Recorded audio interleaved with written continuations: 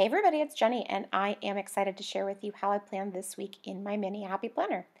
There's a look at last week where I used all those really cute Harry Potter stickers, and this week we are going to be using these stamps from Paper Smooches.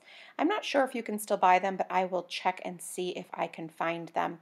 I have this mason jar floral bouquet on a really large stamp block. I've inked it up with VersaFine and I am applying firm, even pressure.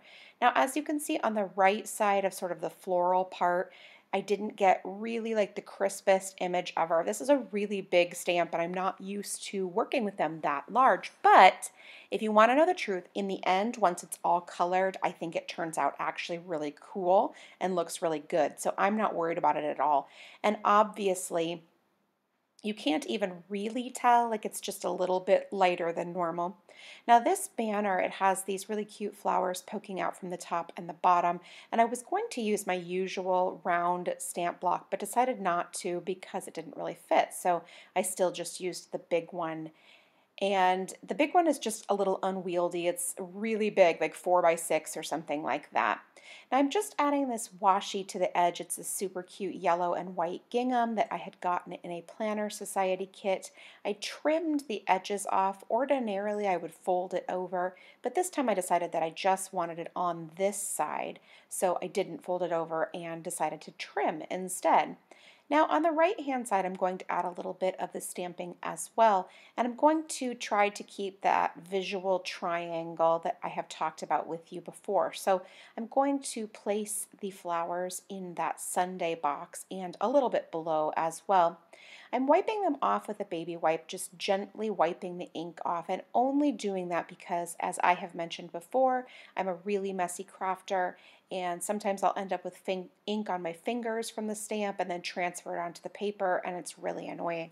So I don't want to do that, so I just wipe it off immediately as to not have any of that. Now I'm inking up this really cute rose and placing it with the original flower. And then I'll also place a little leaf stem there too. I don't really want them to look like they're part of one piece.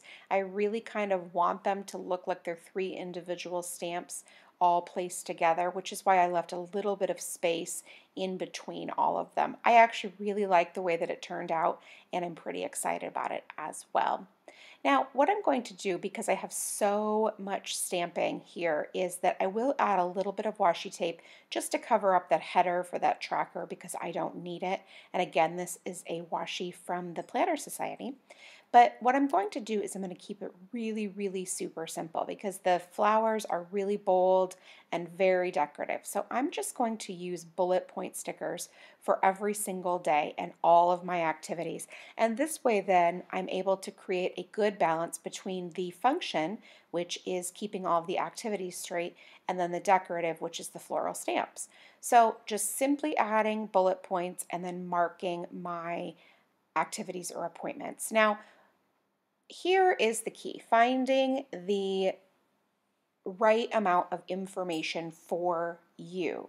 For me, it's usually just the time, the person's initials, and then the place, because the place often changes. However, if I wasn't sure, I might include an address if I needed it, or if I needed to bring money or something like that, I might also include that. But 9 times out of 10, I'm just including the date, the person's initials, and the place. And usually, honestly, some sort of abbreviation for the place as well. For me, that's enough information. It jogs my memory for the activity. But you have to work on what works for you. So maybe you need a little bit more information, or maybe everybody in your family has the same initials. That's not the case for mine. But you find what little keywords work for you. And these are the keywords that work best for me. So as you can see, I'm just moving along quickly, adding those little bullet points. I'm into Saturday, which is like the craziest day pretty much in the history of ever for my family. So yes, I have 6 sporting events to attend, and so I have added all of those bullet points, keeping with the initials, the time, and the place, and then I will just fill all of those in with that information. And I just really like this system for me. It keeps me in at all of the places that I need to be. Now I'm going to use these Tombow colored pencils just because I've been reaching for them a lot recently, but you could really use a myriad of different mediums. Any other colored pencils if you had Crayolas or Rose Arts, or I also have the Prismacolors that I like to use as well. I just have been really liking these Tombows. Now I am just shading in very, very lightly with a circular pattern. I just find that it gives the best coverage. And then around the outside edges, providing a little bit more dark color, just because I like the depth that it gives the image when you have a little bit darker and a little bit lighter. And then around the top, I am also adding a little bit more darkness on the threads as well. So now I will color the leaves, and I'm doing a similar thing, coloring in a circular pattern, and then also adding a little bit of shading.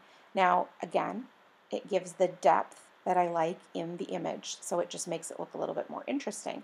But then also provides a, I don't want to say realistic because it's not really realistic, but a little bit of, we'll loosely use the word realistic shading.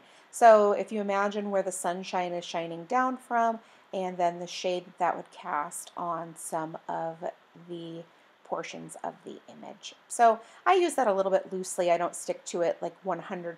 I really do it with that as the majority, and then a little bit of just what I kind of feel like looks best.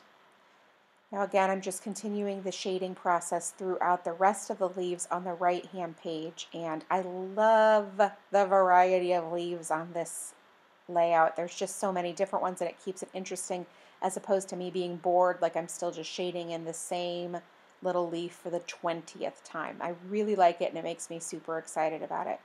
Now I'm using that floral washi as my color inspiration choice, so mostly sticking to yellows and pinks, and then obviously a little bit of greenery. And then I will also bring in a little bit of blue as well, as that is in the washi tape. Now I'm just shading in a little bit of yellow, and I really love the springtime pop that these colors give. And I'm just trying to make sure that I'm adding a fair amount of both colors. I don't want it to be overly yellow. I don't want it to be overly pink.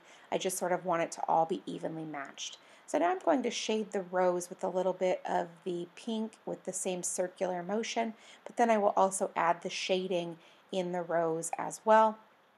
And again, remembering that the majority of it is based on loose, realistic shading, and then also just where I want the darker parts to be. I just absolutely love the spring feel that this color palette has. It just feels really sort of casual and kind of got that country feel, and then also just really, really spring-like as well. So now I'm just going to shade in the banner with this darker blue. I will continue with the exact same coloring theme that I have already used with the circular motion, the little bit of shading, and just keeping it really a light hand for the rest of the layout. Then after I'm finished with the coloring and the color pencils, I'll add just the tiniest bit of brush lettering, and then that's it. It's so simple this week, yet it definitely has a really big impact. Thank you so much for stopping by and watching this video. I really do appreciate it. If you have any questions, leave it in the box below, and I will do my very best to get back to you. Thank you so much, and make it a great day.